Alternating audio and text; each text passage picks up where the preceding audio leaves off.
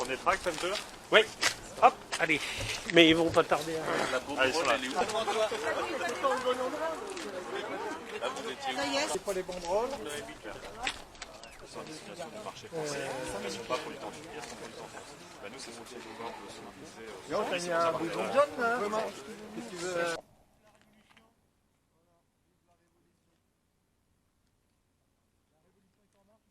Alors nous sommes ici sur le site de Renault-Flin, devant l'usine, avec le candidat tête de liste pour les élections européennes du PCF, Parti communiste français, Léon Defontaine. Bonjour. Bonjour. Alors vous êtes ici pour présenter votre candidature et parler de l'avenir de Renault-Flin. Oui, c'est mon premier déplacement en tant que tête de liste aux élections européennes en 2024 pour opposer un enjeu, celui de l'industrie, de la réindustrialisation de la France et notamment de la réindustrialisation en matière automobile. Sur le site de Flins, qui était un site historique de la production de voitures, aujourd'hui on insiste sur la nécessité que notamment la prochaine Twingo électrique qui va être commercialisée en 2026 puisse être produite ici sur le site de Flins. Parce qu'aujourd'hui, si on prend les trois voitures les plus vendues en France, la 208, la Clio et la Dacia, ces trois voitures ont un point commun, c'est qu'elles ne sont pas produites sur le territoire français. Donc nous voulons réaffirmer un principe, c'est que les voitures qui sont à destination des Françaises et des Français doivent pouvoir être produites ici sur le territoire français. C'est un enjeu social, tout d'abord pour créer de l'emploi, mais c'est aussi un enjeu environnemental parce que tout d'abord on rapproche la production de la consommation, mais aussi parce qu'en France nous avons un mix énergétique bas carbone grâce à notre parc nucléaire et à nos énergies renouvelables, alors que les autres sites Renault, que ce soit en Turquie, en Roumanie ou en Slovénie, ce sont trois pays qui ont un mix énergétique très carboné parce qu'ils sont dépendants notamment du gaz et du charbon.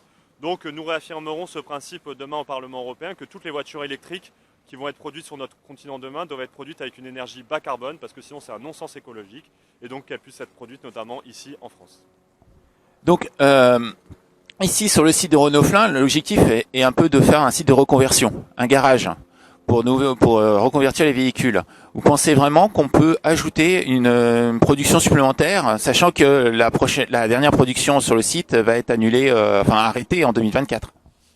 Bien sûr, Renault est avant tout un site à la base de production, plus que de reconstruction ou de garage, de réparation des voitures, et notamment le site de Flins. Le site de Flins, c'est un bastion historique de l'industrie automobile en France. C'est le symbole Renault, et donc nous le disons, les voitures de demain qui doivent être produites par Renault doivent être produites en partie sur le site de Flins. Et notamment la voiture Zoé qui va être abandonnée en mars, eh bien nous le disons, il doit y avoir d'autres projets automobiles et notamment celui de la Twingo électrique. Et nous prenons les propositions aujourd'hui qui sont faites notamment par les syndicats qui se donnent pour objectif d'avoir 1 million de voitures Renault produites par an. Et donc pour ça, le site de Flins doit fonctionner à plein régime, certes sur les réparations, mais surtout sur la production de nouvelles automobiles.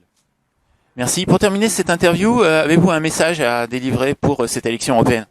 Je souhaite que durant cette élection européenne, on puisse reprendre la main en France et en Europe, notamment en faveur de la réindustrialisation de notre pays, développer le Made in France en faveur de notre souveraineté alimentaire, défendre notre souveraineté énergétique grâce à un mix énergétique bas carbone, nucléaire et renouvelable. C'est l'enjeu que je souhaite porter durant cette campagne européenne et surtout plus généralement, je souhaite dire aux électrices et aux électeurs qu'ils ont enfin une liste à gauche, un bulletin à leur disposition qui pourra certes porter leur colère mais surtout porter leur espoir au Parlement européen, l'espoir de défendre des services publics de proximité, l'espoir de défendre notre industrie et de défendre notre agriculture.